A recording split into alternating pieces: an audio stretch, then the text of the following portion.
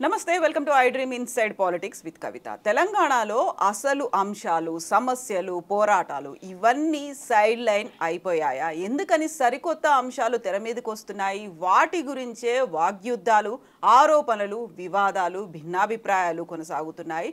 అసలు లేవనెత్తాల్సినటువంటి అంశాలు ఏంటి? దేని మీద ఫోకస్ పెట్టాల్సినటువంటి అవసరం ఉంది? ఈ డైవర్షన్ రాజకీయాలు ఎవరు చేస్తున్నారు? ఎంతకాలం కొనసాగుతాయి? మనతో పాటుగా ఉన్నారు పొలిటికల్ అనలిస్ట్ ప్రకాష్ గారు.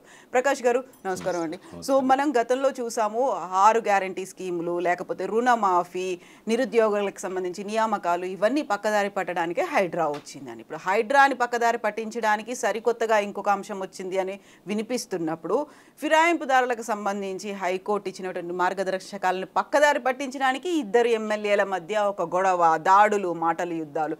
ఎందుకలా? ఏం జరుగుతోంది? డైవర్షన్ పాలిటిక్స్ పెద్ద చరిత్ర ఉంది. దాదాపుగా నీలం సంజయ్ రెడ్డి కాలం నుంచి కూడా డైవర్షన్ పాలిటిక్స్ ఉన్నాయి. ఈ డైవర్షన్ పాలిటిక్స్కు గురువు ఎవరు అంటే తెనాలి రామకృష్ణుడు.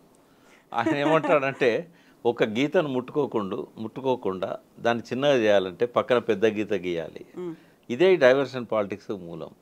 ఏదైనా ఒక ఇష్యూ ఉన్నప్పుడు దాన్ని ప్రజల దృష్టి నుంచి తప్పించాలంటే ఇంకొకటి ప్రజల దృష్టిని ఆకర్షించాలి. కాబట్టి ఒక పెద్ద ఇష్యూని క్రియేట్ చేయాలి. అట్లా ఆ ఇష్యూస్ని క్రియేట్ చేసే క్రమంలో మత కల్లాలు వచ్చినాయి. ఎంతోమందిని చంపేశారు. ఈ డైవర్షన్ పాలిటిక్స్ కోసమే తమ సీటుని కాపాడుకోవడానికి థ్రెట్ వచ్చినప్పుడు చాలా చేశారు. ఇట్లాంటి ఎలక్ట్రానిక్ మీడియా వచ్చినాక ఎక్కువ ఎక్స్పోజ్ అవుతున్నాయి.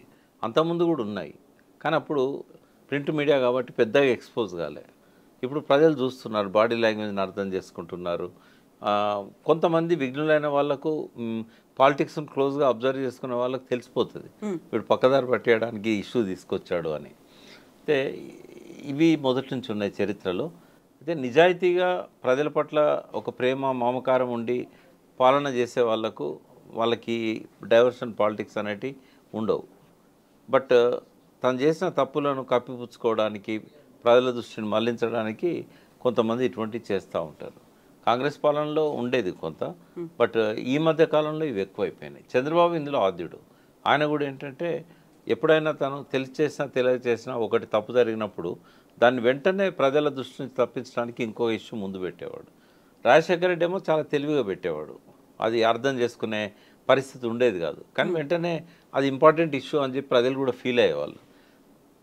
టీఆర్ఎస్ పాలనలో అటువంటి అవసరం కేసీఆర్కి అయితే రాలేదు. ఎప్పుడు కూడా ఆయన డైవర్షన్ పాలిటిక్స్ చేసిన ఉదాహరణలు అయితే నాకు గుర్తులేవు. ఏమైనా ఎవరంటూ చెప్పాల్సిందే. బట్ ఇప్పుడు రేవంత్ రెడ్డి వచ్చినాక ఇది బాగా అయిపోయింది. ఆయన వచ్చిన 9 నెలల్లోనే డైవర్షన్ పాలిటిక్స్ చాలాసార్లు జరిగినాయి. అంటే ప్రజల దృష్టిని మళ్లించాలి, వాగ్దానాలు హామీలు విఫలమవుతున్నప్పుడు ఇవన్నీ కూడా ఆయన తీసుకొస్తున్నాడు. ఆయన మాటల్లో ఉంటుంది, అది ఆయన ఎమ్మెల్యేల ద్వారా చేయిస్తున్న కార్యక్రమాల్లో కూడా ఉంటుంది. అసెంబ్లీలో కూడా జరుగుతూ ఉంది ఆ డైవర్షన్ పాలిటిక్స్ అనేటివి. అందులో అబద్ధాలు చెప్పడము, డిస్టార్ట్ చేయడం కూడా డైవర్షన్ పాలిటిక్స్లో భాగమే. సభ దృష్టిని తప్పించడం ఇదంతా కూడా. అంటే ఇవాళ కౌశిక్ రెడ్డి కానీ గాంధీ కానీ వీళ్ళు చేసింది కూడా హైకోర్టు ఇచ్చిన తీర్పును కొంత పక్కకు పోయే విధంగా ఉంటుంది. ఎందుకంటే అందులో గాంధీ లేడు, కేవలం 3 ఎమ్మెల్యేల మీదనే వాళ్ళు ఇచ్చారు. కాకపోతే మారింది, అందరూ కలుపుకుంటే 10 మంది దాకా ఉన్నారు కదా. ఈయన ఇప్పటికీ నేను బీఆర్ఎస్ లోనే ఉన్నాను, నేనేం కండువా మార్చుకోలేదని ఆయన అనకపోయినా కూడా బీఆర్ఎస్ కదా టెక్నికల్గా. ఇప్పుడు మనం అసెంబ్లీ రూల్స్ ప్రకారంగా ఆయన ఇంకా బీఆర్ఎస్ఏ. ఎలక్షన్ కమిషను లేదా స్పీకరు డిస్క్వాలిఫై చేసేదాకా, రేపు హైకోర్టు డిస్క్వాలిఫై చేసేదాకా వాళ్ళు టెక్నికల్గా బీఆర్ఎస్ఏ. వాళ్ళు బీఆర్ఎస్ సంఖ్యను చూపెట్టేటప్పుడు వీళ్ళని కలిపే చూపెడతారు. 39 మందిలో 38 మంది, ఒకరు కాంగ్రెస్ గెలిచినా కూడా కంటోన్మెంట్ 38 మంది బీఆర్ఎస్ కిందనే ఉన్నారు ఇప్పుడు అఫీషియల్గా. కాబట్టి ఆయన చెప్పుకోవాల్సిన అవసరం ఏం లేదు. కానీ హైకోర్టు ఏదైతే ఇచ్చిందో యాంటీ డిఫెక్షన్ దానికి సంబంధించి వెంటనే షెడ్యూల్ను ప్రకటించండి అని చెప్పి స్పీకర్కి ఆదేశాలు ఇచ్చారో దాన్ని కొంత డైల్యూట్ చేయడానికి ఇది పనికొస్తుంది. నిన్న కౌశిక్ రెడ్డి వాళ్ళే పోయి దాన్ని ఇంప్లిమెంట్ చేయండి అన్నారు. ఇలా వాళ్ళు చేసిన పని వల్లనే అది డైవర్ట్ అయిపోయింది. అంటే కొందరేమో ఉద్దేశపూర్వకంగా డైవర్షన్ పాలిటిక్స్ చేస్తారు, కొందరేమో తెలిసి తెలియక యాదృచ్ఛికంగా చేస్తారు. దీని వెనకాల కేసీఆర్దో హరీష్ రావుదో వ్యూహం ఉన్నదని నేను అనుకోవట్లేదు.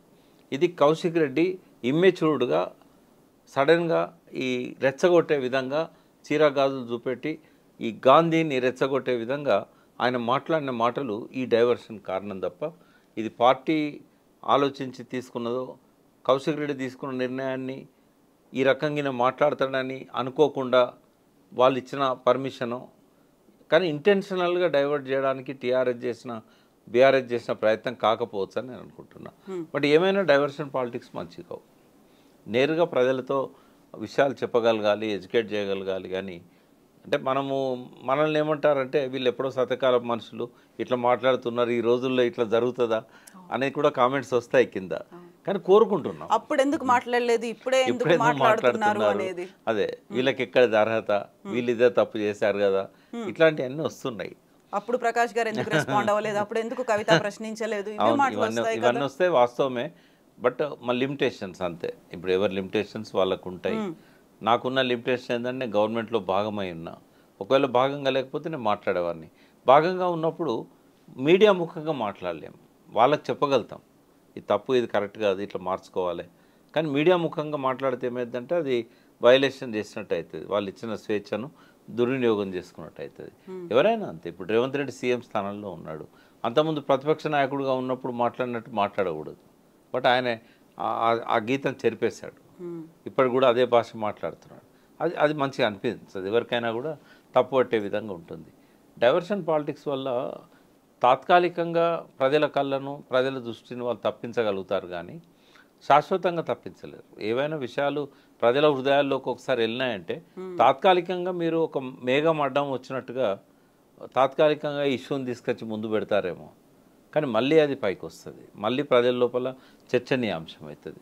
కాబట్టి అది క్షణికానందమే కనుక తప్ప ఒక శాశ్వతంగా ప్రజల దృష్టిని మళ్లించడం అనేది సాధ్యం కాదు. ఎన్నో అంశాలు అట్లా వచ్చి తెరమరుగా అయితే అనుకున్నవి మళ్ళీ మేజర్ అంశాలుగా ముందుకు వచ్చిన సందర్భాలు గతంలో చాలా ఉన్నాయి.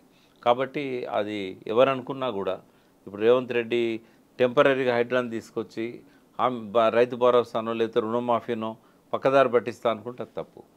ఆయనే లేటెస్ట్గా దాని మీద వస్తున్నది కూడా ఏంటంటే బయట రాష్ట్రాల్లో ఎన్నికలున్నాయి, కాంగ్రెస్కు డబ్బు కావాలి, ఇచ్చే రాష్ట్రాలు రెండే, కర్ణాటక అండ్ ఆంధ్రప్రదేశ్, తెలంగాణ.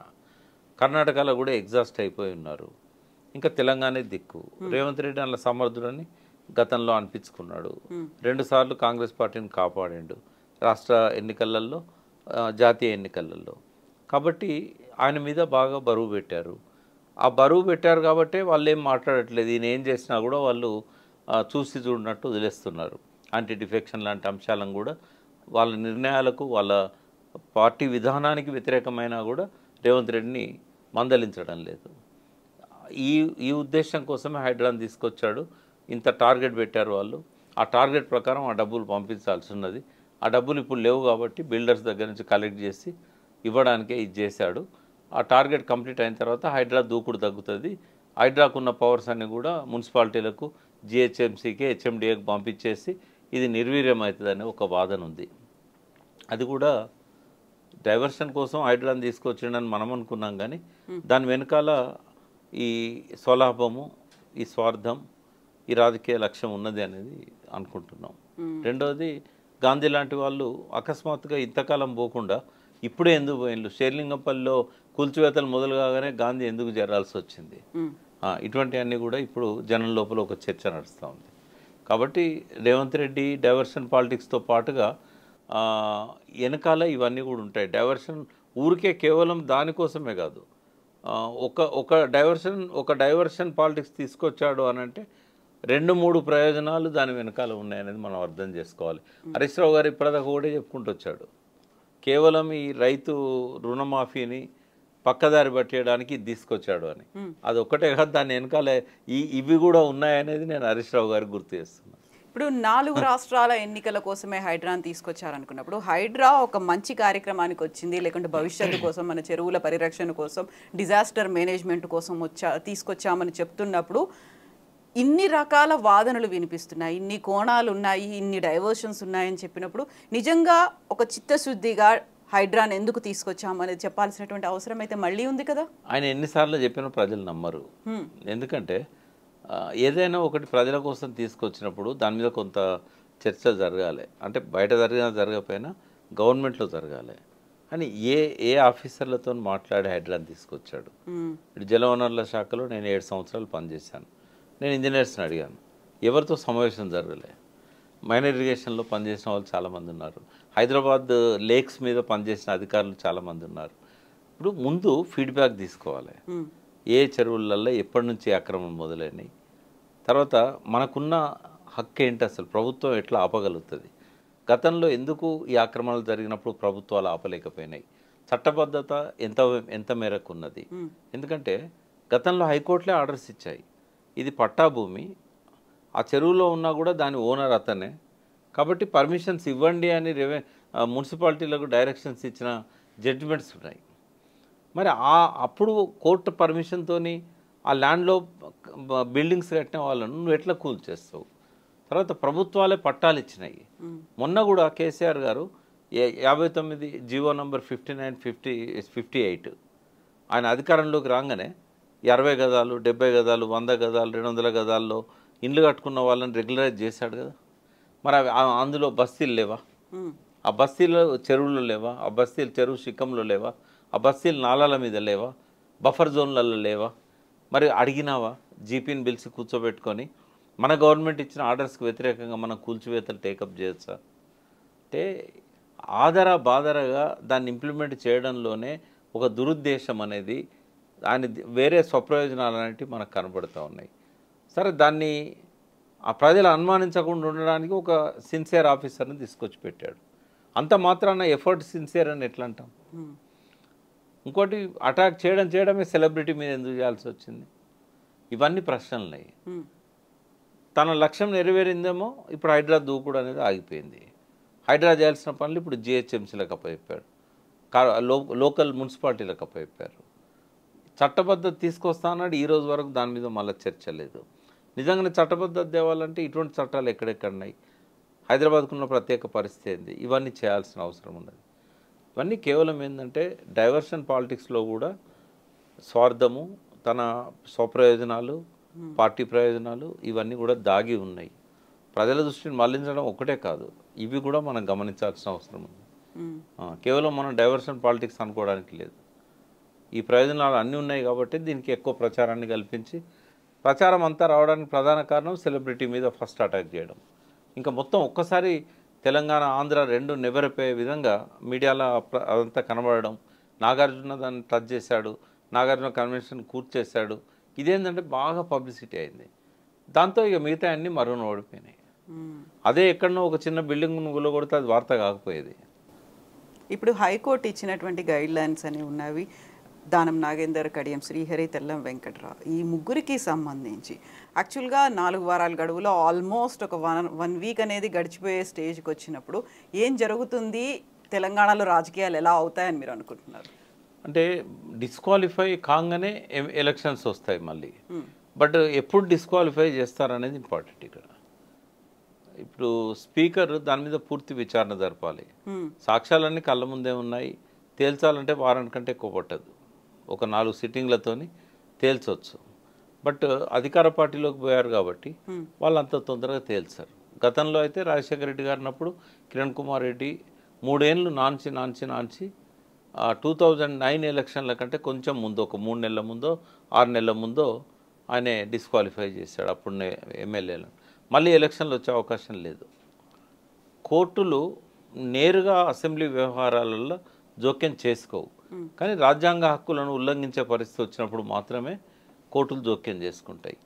ఇక్కడ ఏం చేయాల్సి ఉందంటే ఎమ్మెల్యేల ద్వారా స్పీకర్ మీద ఒత్తిడి పెంచి అఖిలపక్షం మిగతా వాళ్ళని కూడా కూడగట్టుకొని మజ్లిస్ని అవకాశం ఉంటే వాళ్ళ ద్వారా కూడా దీన్ని ఒక 3 నెలల్లో 2 నెలల్లో టైం పెట్టుకొని ఆ టైం ఫ్రేమ్లో తేల్చండి అని స్పీకర్ గారికి ముందే చెప్పాలి. కనీసం వీళ్ళ ఒత్తిడి వల్లనైనా షెడ్యూల్ అనేది దూరం జరగకుండా ఒక 100 డేస్ లోపో 90 డేస్ లోపో 60 డేస్ లోపో ఆయన డిసైడ్ చేసుకుంటాడు. ఆయన పైన ముఖ్యమంత్రి ఒత్తిడి ఉంటుంది డెఫినెట్గా. ఆ ఒత్తిడికి సమాధానం ఆయన చెప్పలేడు, మిగతా ఎమ్మెల్యేల వైపు నుంచి ఒత్తిడిని కౌంటర్ ఒత్తిడి పెట్టాలి.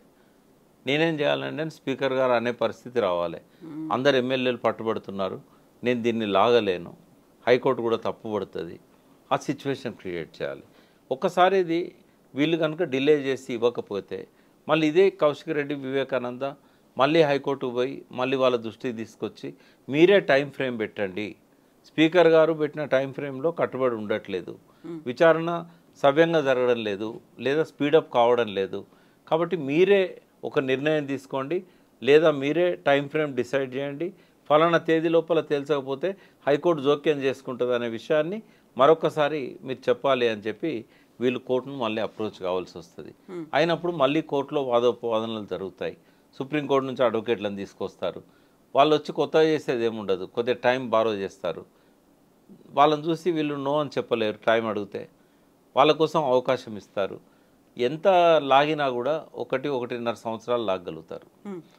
ఈ లోపల ఒకవేళ మిగిలిన ఎమ్మెల్యేలను కూడా రేవంత్ రెడ్డి తన దిక్కు తెచ్చుకోగలిగితే పార్టీకి పార్టీ విలీనమైనట్టు ప్రకటిస్తారు. ప్రతిపక్ష హోదా లేకుండా పోవడం, ప్రతిపక్ష హోదా లేకపోయినా పర్వాలేదు, పార్టీ ఏమవుతుందంటే కంప్లీట్గా లెజిస్లేచర్ పార్టీ విలీనమైనట్టుగా ప్రకటిస్తారు. అంటే ఇవన్నీ కూడా రేపటి రోజు టైం బారో చేయడం వల్ల రేవంత్ రెడ్డికి ఉండే అడ్వాంటేజ్ ఏంటి అంటే మిగిలిన ఎమ్మెల్యేలను కూడా నయాన్నో భయాన్నో తమ దిక్కు తెచ్చుకోవడానికి ఒక అవకాశం ఉంటుంది.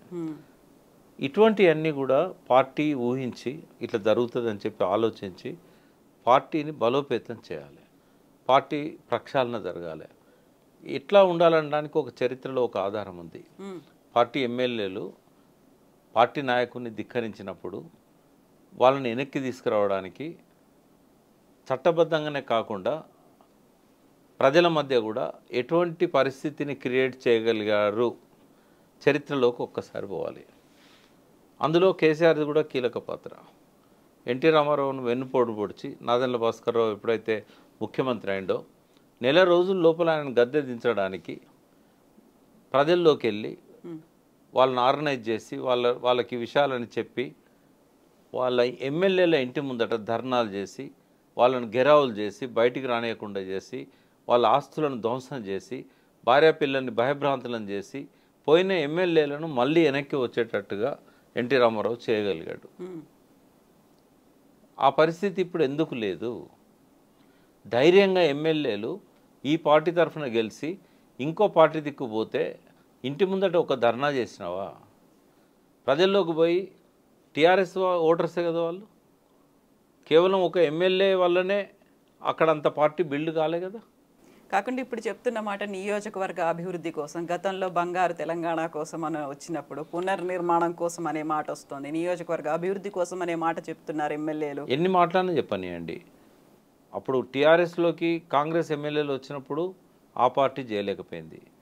ఇప్పుడు బీఆర్ఎస్ ఎమ్మెల్యేలు కాంగ్రెస్లోకి పోయినప్పుడు బీఆర్ఎస్ చేయలేకపోయింది. ఇది ఒక అశక్తత. వీళ్ళ నిర్లిప్తతే ఈ అవలక్షణాలన్నింటినీ పెంచి పోషిస్తున్నది. పార్టీలు కనుక సవ్యంగా ఆలోచించినట్టయితే ఏ ఎమ్మెల్యే కూడా గోడ దూకడానికి ధైర్యం చేయడు. అంటే ఇవి నిర్జీవం అయిపోయినాయి. ఒక పద్ధతిలో పార్టీలను నడిపే శక్తి వీళ్ళకు లేదు. నిర్లిప్తంగా ఇంట్లో కూర్చుంటే ఇదే జరుగుతుంది. ప్రజల మధ్యకు వచ్చి ఉద్యమాలను బిల్డ్ చేయాలి. ఉద్యమ పార్టీ కదా, ఎందుకు చేయకూడదు? ఇప్పుడు దానం నాగేందర్ ఎప్పుడైతే నిర్ణయం తీసుకున్నాడో ఖైరతాబాద్లో ప్రతి డివిజన్లో కూడా ఆయన దిష్టిబొమ్మలు తలగబెట్టాల్సి ఉండే, ఆయన ఇంటి ముందర పోయి ధర్నా చేయాల్సి ఉండే, ఆయన బయట ఎక్కడ కూడా పబ్లిక్లో తిరగనీయకుండా ఆపగలగాల్సి ఉండే. లేరా టీఆర్ఎస్ క్యాడర్ లేదా? ఉద్యమ స్వభావం ఎక్కడ మంట కలిసింది? నీకు ఉద్యమకారులు వద్దనుకున్నప్పుడు ఇటువంటి జరిగాయి. ఉద్యమకారులను పక్కకు పెట్టినప్పుడు పూర్తి రాజకీయ స్వార్థంతో ఉన్న వాళ్ళే ఆ పార్టీలో ఉంటారు. వాళ్ళు ఎందుకు చేస్తారు ఈ పనులు? చేయరు. వాళ్ళు పూర్తిగా దిగజార్చాయి. ఈ పార్టీలన్నీ కూడా ఆ సంస్కృతిని పూర్తిగా మంట కలిపినాయి. అవసరం కోసం ప్రజల్ని ఓట్లుగా వాడుకుంటున్నారు తప్ప విలువలను మంట కలిపారు. అంటే ఏ పార్టీ దానికి అతీతం కాదు. కాబట్టి ప్రజల లోపల ఆవేశాలను ఉద్రేకాలను మంచి కోసం వాడుకునే అవకాశాన్ని వీళ్ళు పోగొట్టుకున్నారు. ఇప్పుడు ఏమైంది? నువ్వు పోయి అడిగితే నువ్వు చేయలేదు ఆ తప్పు అని అడుగుతారు. మరి అప్పుడు తప్పు చేసే ముందే రేపు నన్ను ప్రశ్నిస్తారనే భయం నీకు ఉండుంటే ఇవాళ ఇది జరగపోయేది కదా. ప్రజల లోపల ఆ చలనం ఎందుకు లేదు? నీకు ఓటేసిన కార్యకర్తల్లో నిలదీసే తత్వం ఎందుకు పోయింది అంటే నువ్వే చంపినావు కదా. వాడు తప్పు చేసిండని నువ్వు తప్పు చేయడం వల్ల నీకు ఇలా ముఖమెత్తుకునే పరిస్థితి లేదు కదా. ఎవరు చెప్పాలి? అందుకే రేవంత్ రెడ్డి ఏం చేసినా కూడా చెల్లుతున్నది. దానిలో ఎవరి ఫెయిల్యూర్ ఉంది? కేసీఆర్ గారి ఫెయిల్యూర్ ఉంది, బీఆర్ఎస్ పార్టీ ఫెయిల్యూర్ ఉంది. జరుగుతాయి, ఇవి జరుగుతూనే ఉంటాయి. మనం చర్చిస్తూనే ఉంటాం, ప్రజలు చూస్తూనే ఉంటారు. ఇవి టైంపాస్ రాజకీయాల్లాగా మారిపోయినాయి. చలనం లేకుండా అయిపోయింది. అంటే విలువలను మంట కలుపుతుంటే కూడా అదేదో టైంపాస్కు వీడియోలో ఒక పాట చూసినట్టు చూసి ఎవరి పనులలో వాళ్ళు లీనమైపోతుంటారు ప్రజలు. ఒక ప్రత్యామ్నాయ రాజకీయ సంస్కృతిని మళ్ళీ బయటికి తీసే ఒక సంస్థ కానీ మనుషులు కానీ ఇవాళ సమాజానికి అవసరం. ప్రజల్లోంచే రావాలి వాళ్ళు ఆ శక్తులు. వీళ్ళకే రాజకీయాలన్నీ దారదత్తం చేశాం. ఈ తెలంగాణ సవ్యంగా రాజకీయాలు జరగాలంటే ఒక కొత్త రాజకీయ పార్టీ రావాలి. అది ప్రాంతీయ పార్టీ అయి ఉండాలి. ఈ జాతీయ పార్టీల పనిచేయవు. వాట్ అబౌట్ బీఆర్ఎస్ సరిపోవట్లేదా, లేకుంటే బీఆర్ఎస్ ఇప్పుడు అంత ప్రత్యామ్నాయంగా కనిపించట్లేదా? 9 నెలల్లోనే ఇంత మార్పు వచ్చేసిందా? ఫెయిల్యూర్స్ అన్నీ ముందర పెట్టుకున్నారు, బయటికి రావడం లేదు. ఒక వరదలు వచ్చినప్పుడు హరీష్ రావు తిరగడంతో పార్టీ బతకదు కదా. ఎన్నిసార్లు చెప్పుకున్నాం ప్రక్షాళన చేయాలి, మళ్ళీ పునర్జీవం పోయాలి. ఎంతమంది యంగ్ కార్యకర్తలు ఉన్నారు బీఆర్ఎస్కి, వాళ్ళ పట్టించుకున్న వాడేవాడు. మొత్తం ఎమ్మెల్యేలకు వదిలిపెట్టి కూర్చుంటే మీ 10 సంవత్సరాలు ఇప్పటికి ఉన్నారు, వాళ్ళకి దండం పెట్టాలి. ఎందుకంటే ఇప్పటికి టీఆర్ఎస్ను బీఆర్ఎస్ వదిలిపెట్టి పోతలేరు, ఇంకా నమ్ముకుంటాను. రేపు బీఆర్ఎస్ టీఆర్ఎస్ అవుతుంది, మళ్ళీ మా సార్ లేచి వస్తాడు, మళ్ళీ ఉద్యమ స్వభావం ఉంటుంది ఈ పార్టీకి అని అనుకుంటున్నారు. ఇప్పటికి కూడా పట్టించుకోకపోతే ఇంకా మళ్ళీ మీకు స్థానం ఎక్కడుంటుంది? చాలా తొందరలో ఇంకొక గ్యాప్ ఫిలప్ చేసే వ్యక్తులు వస్తున్నారు. అందుకే ఒకవేళ ప్రజల లోపల మళ్ళీ రావాలి అనుకున్నప్పుడు క్లీన్ హ్యాండ్స్తో రావాలి బీఆర్ఎస్. మేము చేసిన తప్పులన్నీ మా వెనకాల పెట్టుకుంటాం మళ్ళీ వస్తామంటే ప్రజలు యాక్సెప్ట్ చేయరు. కొన్నైనా ఒప్పుకోవాల్సి వస్తుంది ప్రజల ముందుకు వచ్చి. ఇండోర్ మీటింగ్లను ఒప్పుకోండి, బయట ఒప్పుకోకపోయినా ఇండోర్ మీటింగులనైనా మేము ఈ తప్పులు చేసాం, ఇక ముందు మళ్ళీ అవకాశం ఇస్తే మేము చెయ్యం, మళ్ళీ ఒకసారి పార్టీని మనం ఉద్యమ పునాదుల మీద బిల్డ్ చేద్దాం. చాలామంది నాతో ఉన్నది ఏంటంటే మళ్ళీ వెనుకటి కేసీఆర్ కావాలి, ఆయన ఉద్యమకాలం నాటి స్వభావాన్ని ఆయన సంతరించుకుంటే తప్ప ప్రజలు యాక్సెప్ట్ చేయరు అనేది మేధావి వర్గాల నుంచి వస్తున్నది. బాగా బీఆర్ఎస్ను మొదటి నుంచి చూసిన వాళ్ళు, టీఆర్ఎస్తో మొదట్లో ఉద్యమంలో భాగమైన వాళ్ళు చెప్పేది ఏంటంటే ఆయన తప్పులు చేసినా ఆయనకు యాక్సెప్టెన్స్ ఉంటుంది, కానీ పిలిచి మళ్ళీ మాట్లాడాలి, ఏ పరిస్థితుల్లో తను పట్టించుకోలేదో చెప్పాలి, ఈ అనర్థాలకు తన పాలనకున్న సంబంధాన్ని చెప్పగలగాలి, క్లీన్ హ్యాండ్స్తో ప్రజల్లోకి రావాలి. ఆయనకున్న చరిష్మా ఇప్పటికీ ఎవరికి లేదు, ఆ నాయకత్వం పట్ల ప్రజలు ఇప్పటికీ నమ్ముతారు. బట్ నేను ఇట్లే ఉంటా, దిక్కులేక మళ్ళీ నన్నే ఎన్నుకుంటారనే వైఖరితో కనుక కేసీఆర్ ఉన్నట్టయితే ఆ స్థానాన్ని వాళ్ళు పోగొట్టుకుంటారు. అంటే ఏమొస్తుందంటే అవతల వాళ్ళ ఫెయిల్యూర్ వల్లనే మనకు ఓట్లేస్తారు. రేవంత్ రెడ్డి హామీలు అమలు జరపడంలో ఫెయిల్ అయ్యింది కాబట్టి ప్రజలకు దిక్కులేదు, దిక్కులేని ప్రజలు మళ్ళీ మమ్మల్నే తెచ్చిపెట్టుకుంటారు అనే ఒక అహంకారం కనుక వాళ్ళ లోపల ఉంటే వాళ్ళ చరిత్ర పరిసమాప్తం.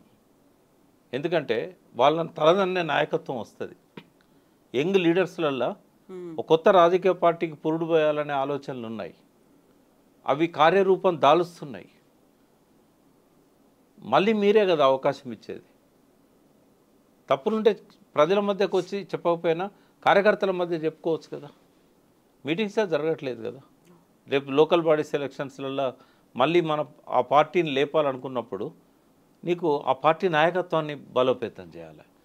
ఎలక్షన్స్లో రెండిట్లో ఓడిపోయారు కాబట్టి ఎవరు పార్టీ కోసం పనిచేయలేదో తెలిసిపోయింది, ఎవరు అమ్ముడు పోయారో తెలిసిపోయింది, ఎవరి వల్ల పార్టీ నష్టపోయిందో తెలిసిపోయింది. వాళ్ళని పక్కకు పెట్టవచ్చు కదా, ఇన్ఛార్జీలను పెట్టారు, కమిటీలు వేయచ్చు కదా. అంటే ఇదంతా చేయకపోతే ఆ పార్టీ మళ్ళీ అధికారంలోకి వచ్చే అవకాశాన్ని చేతులారా పోగొట్టుకున్న వాళ్ళు అవుతారు. ఇప్పుడు ఉంది, కానీ రేపటి రోజు ఈ 3 పార్టీలే ఉంటాయని గ్యారంటీ లేదు. కొత్త పార్టీలు పుట్టుకొస్తాయి, కొత్త ఐక్య సంఘటనలు కూడా పుట్టుకొస్తాయి. ఇప్పటికీ ఏమైందంటే స్వయం పాలన చేతుల్లోంచి పోయిందనే భావన అనేది మాలాంటి వాళ్ళల్లో వచ్చింది. ఇప్పుడు ఏ పనికైనా కూడా ఢిల్లీ నుంచి అన్న ఆదేశాలు రావాలి, అమరావతి నుంచి అన్న ఆదేశాలు రావాలి. ఆ 2 దిక్కుల నుంచి ఆదేశాలు వస్తేనే ఇక్కడ పనులు జరుగుతున్నాయి. ఇక్కడ ఇవ్వాల్సిన రాజ్యసభ సీటు కూడా వేరే రాష్ట్రం వాళ్ళకి ఇవ్వాల్సి వచ్చింది. అంటే మన ఆత్మగౌరవం కోసం తెచ్చుకున్న తెలంగాణలో స్వయం పాలనను పోగొట్టుకొని మళ్ళీ మన అధికారాన్ని మన పాలనను పరాయి వాళ్ళ చేతుల్లో పెట్టాం. వాళ్ళు చెప్తేనే ఇక్కడ పని జరిగే విధంగా మనల్ని మనమే పోగొట్టుకున్నామనే ఒక భావన వస్తూ ఉంది. అప్పుడు ప్రత్యామ్నాయం ఏంటన్నప్పుడు 2 ఉంటాయి ప్రజల ముందు. ఒకటి, మళ్ళీ బీఆర్ఎస్ ప్రాంతీయ పార్టీ కాబట్టి తెచ్చిపెట్టుకోవాలి, లేదు అనంటే ప్రత్యామ్నాయ రాజకీయ పార్టీ రావాలి. ఇప్పుడున్న పరిస్థితుల్లో మళ్ళీ ప్రత్యామ్నాయ రాజకీయ పార్టీ ఒకటి కొత్తది రావాలనే ఆలోచనల వైపుగా ప్రతి ఒక్కరు ఆలోచిస్తున్నారు. ఎవరు ముందు పడాలి, దానికి ఎవరు గంట కట్టాలి, ఒక కొత్త ఉత్సాహంతో ఇవాళ కాకపోయినా ఎన్నికల నాటికైనా ముందుకు వచ్చే అవకాశాలు ఉంటాయి. ఆ అవకాశాలు ఎవరు ఇస్తున్నారు అంటే బీఆర్ఎస్ఏ ఇస్తున్నది. బీఆర్ఎస్ వెంటనే యాక్టివ్ అయితే కనుక అవకాశం రాదు. అటు ఇటు ఆలోచించే వాళ్ళంతా ఇటువైపు వస్తారు. రెండవది, నక్సలైట్ ఉద్యమం అనేది దాదాపుగా 10 సంవత్సరాలు ఇక్కడ నిర్జీవం అయిపోయింది. ఇప్పుడు కాంగ్రెస్ చేతిలో అధికారం పెట్టాము, 3 నెలలు కాలేదు, 2 ఎన్కౌంటర్లు అయినాయి, 7 చనిపోయారు. మళ్ళీ మొదలైంది. నెత్తురులకే తెలంగాణ వద్దు, హరిత తెలంగాణ ముద్దు అనుకున్నాం. మళ్ళీ చరిత్ర పునరావృతం అవుతున్నది. అంటే మాలాంటి వాళ్ళ జీవితకాలంలోనే మేము సాధించిన విజయాలు మంట కలుపుతూ ఉంటే గుండె మండుతున్నది. దీనికి కారణం ఎవరు? ఇవన్నీ కూడా ఆలోచించాల్సిన అవసరం ఉంది. ఈ పనికిమాలిన వివాదాలలో పడిపోయి ఒకరినొకరు తిట్టుకుంటూ ప్రజలను ప్రేక్షక పాత్ర వహించేలాగా చేసినట్టయితే ఈ ప్రాంతానికి భవిష్యత్తు ఉండదు. వాళ్ళకు ఉంటుంది కావచ్చు సంపాదించుకోవడానికి, కానీ ఈ ప్రాంత అభివృద్ధిని, ఈ ప్రాంతంలో విలువలను కాపాడాలనే వాళ్లకు ఇటువంటివన్నీ కూడా గుండె మంటగానే ఉంటాయి. సో ఇవన్నీ కేసీఆర్ వింటారని మీరు అనుకుంటున్నారా? మారతారని ఒక ఆలోచన అలాంటిది ఏదైనా ఉందా? మారతాడో లేదో ఆయన ఇష్టం, చూస్తాడు, వింటాడు, లేకపోతే క్యారీ చేస్తారు కొందరు. బట్ ఆయన మౌనం అనేది 1 నెల, 2 నెలలు, 3 నెలలు, 6 నెలలు భరించాం. కానీ 9 నెలలు ఆయన మౌనం ఏం చేస్తుందంటే కొత్త రాజకీయ శక్తులకు పురుడు పోయడానికి కారణమవుతుంది. ఇప్పటికైనా ఆయన బయటికి రావాలి, ఆయన యాక్టివ్ కావాలి. ఆయనకున్న నాయకత్వ లక్షణాలు ఉన్న వాళ్ళు ఎవరూ లేరు ఇక్కడ. కొన్ని పొరపాట్లు చేయొచ్చు, తన స్వయంకృత అపరాధం వల్ల ఓడిపోవచ్చు, బట్ ఓటమి శాశ్వతం కాదు, మళ్ళీ వచ్చే అవకాశం ఉంది. కానీ ఆయన ఆలోచనలలో కనుక వీళ్ళే మళ్ళీ నన్ను ఎన్నుకునే రోజు వస్తుంది, నేనేం చేయకపోయినా నన్ను తీసుకొచ్చి మళ్ళీ ముఖ్యమంత్రిని చేస్తారనుకుంటే మాత్రం అది తప్పు, అది జరగదు, అప్రమత్తంగా ఉండాలని ఒక వార్నింగ్, ఒక కాషన్ నా వైపు నుంచి ఇస్తుంది. ఎస్ ప్రకాష్ గారు, థ్యాంక్ యూ సో మచ్ అండి. Thank you.